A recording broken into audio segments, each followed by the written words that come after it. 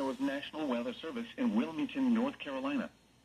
The preceding signal was a test of the weather radio station, KHB31's public warning system.